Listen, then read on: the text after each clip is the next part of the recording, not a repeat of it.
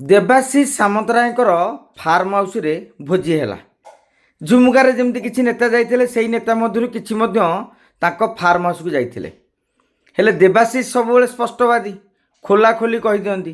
ସାମ୍ବାଦିକ ପ୍ରଶ୍ନରେ ପ୍ରଥମେ ସିଏ କଥା ବାହାରଉଥିଲେ, ତାପରେ କହିଲେ ଦଳ ଭିତରେ ଅସନ୍ତୁଷ୍ଟ ଅଛନ୍ତି, ଯେଉଁମାନେ କାମ କରୁଛନ୍ତି ସେମାନଙ୍କୁ ଦାୟିତ୍ୱ ଦିଆଯାଉନାହିଁ।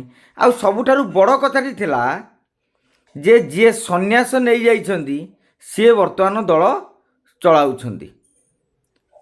ଏକଥା ଯେତେବେଳେ ତାଙ୍କ ନେତା କହୁଛନ୍ତି, ବଦ୍ରି ପାତ୍ରଙ୍କ ମନ୍ତବ୍ୟ ଆପଣ ଅନୁଶୀଳନ କରନ୍ତୁ, ତାପରେ ସମସ୍ତେ କହିବେ ଯେ କାହିଁକି ବିଜେଡ଼ି ଉପରେ ଚର୍ଚ୍ଚା ହେଉଛି।